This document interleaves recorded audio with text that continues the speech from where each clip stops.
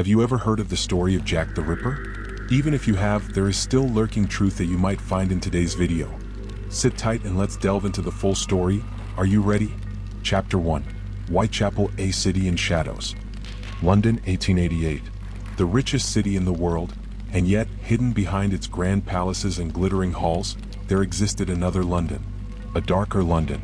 In the East End, in a district called Whitechapel, life was not measured in comfort but in survival. The streets were cramped, crawling with desperate men and women. Families of 6, sometimes 10, squeezed into a single damp room. Rats gnawed at the floorboards and the stench of sewage and rot clung to the air.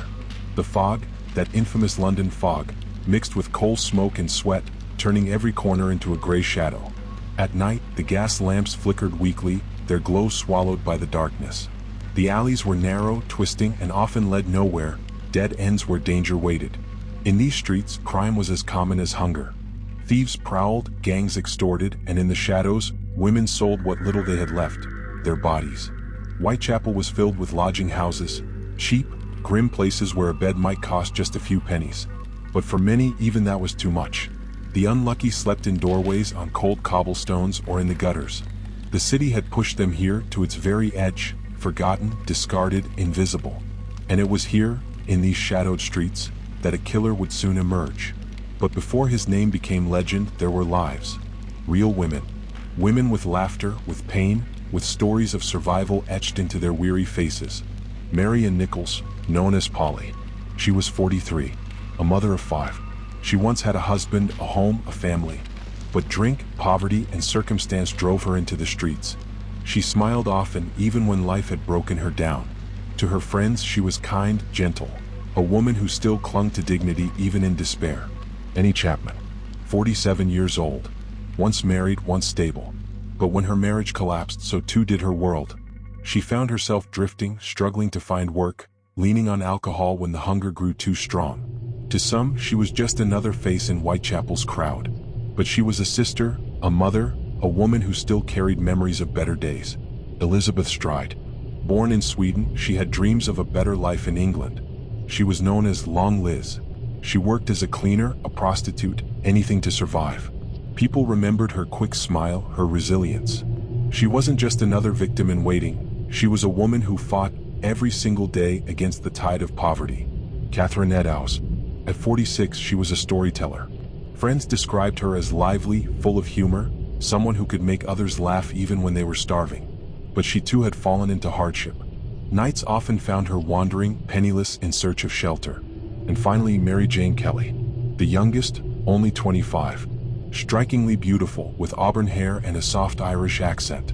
She was different from the others, younger, full of dreams. She spoke of wanting to leave the East End to escape the misery. She wanted a better life. But Whitechapel held her tightly, and fate would never let her go. These women were not faceless shadows in a history book. They were mothers, daughters, friends. They laughed. They cried. They fought to live in a world that had abandoned them. But in 1888, their lives would collide with a horror that the world had never seen before. Because in the labyrinth of Whitechapel's alleys, where the gaslight dimmed and footsteps echoed through the fog, someone was waiting, watching, choosing, and soon hunting. Chapter 2, The First Murders. August 31st, 1888. The night air is damp, heavy with coal smoke and the sour stench of rotting refuse. Whitechapel sleeps uneasily, but one woman is still walking these streets. Her name is Mary Ann Nichols. Mary Ann, Polly to her friends, was 43. A mother. A woman who had once known a better life, now reduced to wandering the slums with no money for a bed. That night, she had told a companion she'd earned her DOS, meaning she had enough for a lodging house. But fate would lead her instead into Bucks Row, a narrow, unlit street cloaked in silence. At around 3:40 a.m., her body was discovered by a cart driver. The scene, grotesque. Her throat had been cut twice, nearly severing her head. Her abdomen ripped open, disemboweled with precision no common thug could muster. This was not the work of desperation. This was ritual. This was hunger. The police were baffled. Whitechapel was no stranger to violence, but this was different. The killer hadn't just murdered Polly Nichols. He had displayed her. A message, though no one yet knew to whom. Just a week later, September 8th, another woman fell prey to the shadows. Annie Chapman, 47 years old, struggling with illness and poverty, was found in the backyard of 29 Hanbury Street. Her throat was cut so deeply, it nearly decapitated her. But it was her abdomen that revealed the true horror. The killer had taken organs, specifically her uterus, removed with. Witnesses reported seeing Annie with a man in the early hours of dawn. He was described as foreign-looking, wearing a dark coat and a hat pulled low. But accounts conflicted. Was he real? Or was the fog of fear beginning to blur truth and imagination? For the police, the terror was only just beginning. The brutality of these first two murders sent shockwaves through Whitechapel. Prostitutes whispered of a phantom who stalked them. Locals cursed the incompetence of the police. And the newspapers, they seized on the story, spreading panic with every headline. But the killer was still out there, watching, waiting. And the streets of East London would soon run even redder with blood. Chapter 3: A city gripped by fear. By September, London was no longer the same city. The slums of Whitechapel had always been dangerous, but now fear had a face. And it struck only in darkness. Headlines screamed from every street corner. Murder in Whitechapel. Fiends still at large. Women butchered like animals. The newspapers didn't just report the killings, they amplified them. Panic seeped through every alleyway, every tenement. Women locked their doors at night. Others refused to go out alone. Prostitutes, the Ripper's chosen prey, huddled together, whispering rumors of a phantom in a top hat, a man with burning eyes, a surgeon's hand that cut too clean. And then, the letters began to arrive. Dear boss, I keep on hearing the police have caught me, but they won't fix me just yet. I am down on whores and I shan't quit ripping them. My knife's so nice and sharp, I want to get to work right away if I get a chance. It was signed with a name the world would never forget, Jack the Ripper. Soon after came another letter, darker still, sent with half a preserved human kidney, pickled in alcohol. From hell. Mr. Lusk, sir. I send you half the kidney I took from one woman, preserved it for you. The other piece I fried and ate. I may send you the bloody knife that took it out if you only wait a while longer. This was no longer just murder. It was mockery. A sadistic game played in blood, ink, and terror. By now, Whitechapel was paralyzed. Fear turned to hysteria. The killer had no face, no name, no reason.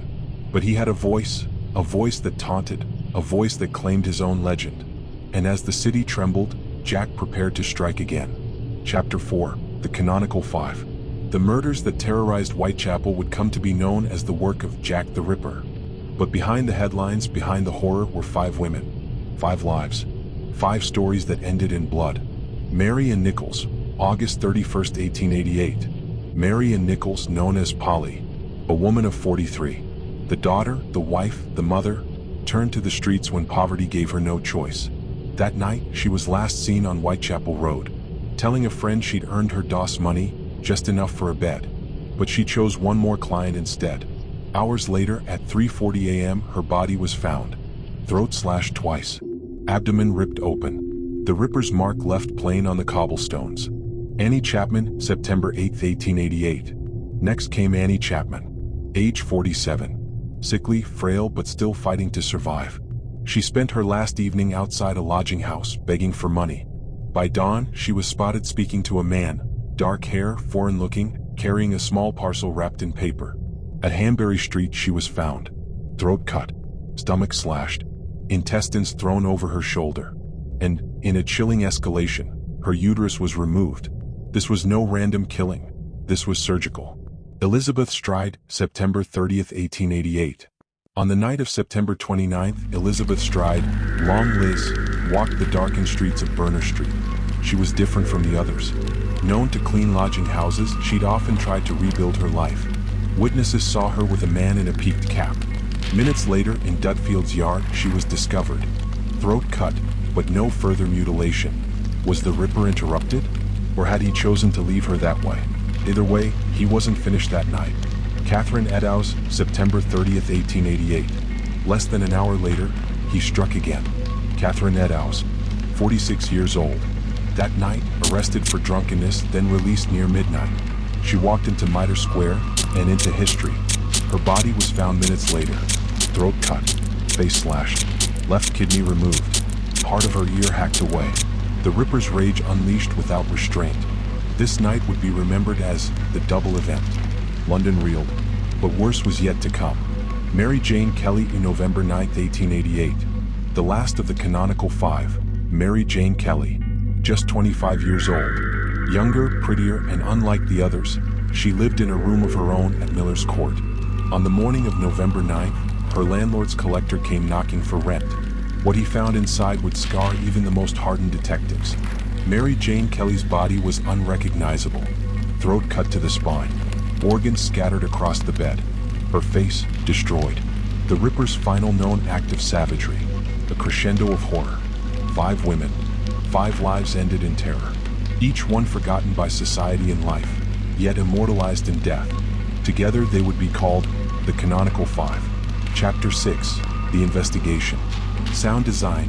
Echoing boots on cobblestones, the shuffle of police lanterns, hushed voices, and the low rumble of distant carriage wheels. With each new body, the fear in Whitechapel spread like wildfire. But alongside the terror came a demand, a desperate plea for justice. The police, overwhelmed and unprepared, suddenly found themselves hunting a ghost. Picture it, over 1,000 officers patrolling East London. Detectives scouring alleyways. Police sketches, handbills, wanted posters scattered across taverns and lodging houses. And yet, the killer always seemed one step ahead. Cue tense violin strings building slowly. The Metropolitan Police clashed with the City of London Police, 2 rival forces who refused to share all their findings. Jurisdictional pride crippled the investigation. And in those cracks, Jack thrived. Eyewitnesses came forward, but their accounts contradicted one another. Some swore they saw a man with a dark mustache and a shabby coat. Others described a well-dressed gentleman in a top hat. One even spoke of a foreign sailor with a heavy accent. Who could the public believe, when fear distorted every detail? Sound cue, scratching of a quill on parchment, overlaid with whispers. Dozens of suspects were questioned. Butchers, doctors, foreigners, even known lunatics. Each was paraded in front of the press, and then released. No evidence, no proof. Just rumors, suspicion, and shadows. Bloodhounds were brought in, a novel idea for the time, but the plan collapsed almost immediately. Crime scenes weren't preserved. Crowds trampled through alleys before detectives could even take notes. The very concept of forensic science was still in its infancy. Fingerprints weren't even in use yet. Cue faint dripping sound, like water in an empty hallway, symbolizing failure and silence. Imagine chasing a killer with no DNA, no cameras, no reliable forensics. Only the word of terrified witnesses, and the mutilated bodies left behind. The press mocked the police relentlessly. Cartoons portrayed officers as bumbling fools in uniform. Each failure only fueled Jack's legend. Each missed opportunity gave him more power. And so the investigation became less about catching a man, and more about chasing a phantom. The Ripper wasn't just in Whitechapel's alleys anymore. He was in its headlines, in its nightmares, in its very soul. Chapter 7. The Suspects. As the murders continued, one question haunted London. Who was Jack the Ripper? The police hunted for a man of flesh and blood. But the public conjured monsters. 1. The butcher or the doctor. The savagery of the murders suggested knowledge, either of a butcher's blade or a surgeon's scalpel. Some swore the Ripper had medical training. The clean cuts, the organ removals. Too precise, they said, for an amateur hand. One police report even hinted that the killer might have been a doctor in London itself. 2. Montague John Druitt, a barrister, a schoolteacher, and a man plagued by madness. When Druitt's body was found floating in the Thames weeks after Mary Jane Kelly's death, whispers began. Had the Ripper drowned himself to escape justice? Or had fate silenced him forever? 3. Aaron Kosminski, a Polish barber struggling with severe mental illness. He was committed to an asylum not long after the murders. Decades later, his name resurfaced when police notes revealed he had long been a prime suspect. But was he truly Jack, or just another victim of suspicion and xenophobia? 4. Prince Albert Victor. Even royalty was not spared from rumor. Some conspiracy theories painted Queen Victoria's grandson, Prince Albert Victor, as the Ripper himself, or part of a royal cover-up. Was this scandalous suspicion born from truth? Or just society's need to blame someone untouchable? 5. The artist, Walter Sickert. Years later, the painter Walter Sickert would be accused. His dark, grotesque works of art led some to believe he wasn't just inspired by murder, but creating from it. A killer who left not only bodies behind, but canvases. 6. The unknown. And yet, despite the suspects, the theories, the accusations, no one was ever proven guilty. The files grew dusty. Witnesses vanished. Leads went cold. Sound cue, papers closing, a heavy drawer slamming shut. The Ripper slipped away nameless. Perhaps a butcher, perhaps a doctor, perhaps no one history ever dared suspect. And that, perhaps, is the greatest horror of all. That Jack the Ripper was not a legend. He was real. And he was never caught. Chapter 8, The Legacy. More than a century has passed since Jack the Ripper stalked the alleys of Whitechapel. Yet his shadow still lingers. 1. The endless fascination. Narrator. His crimes birthed an obsession. Countless books, films, and documentaries have dissected his story. From dusty police files to modern podcasts, Jack remains the most infamous killer who was never caught. 2. Whitechapel today. Walk through Whitechapel now, and the ghosts remain. Guided tours lead crowds down the same crooked streets where fear once ruled. Plaques mark the sites of murder. Tourists tread where victims once took their final breaths. 3. The psychology of terror. Why does Jack still grip us? Perhaps it is the horror of the unknown. A faceless killer who could be anyone. The doctor you trusted. The neighbor you passed in the street. A reminder that evil wears many masks, and the worst monsters are the ones we never unmask. 4. The legacy of fear. Jack the Ripper was never caught. No name, no trial, no justice, just silence. And in that silence, he became eternal. A legend, a ghost, a question that will never be answered. And perhaps he still walks among us.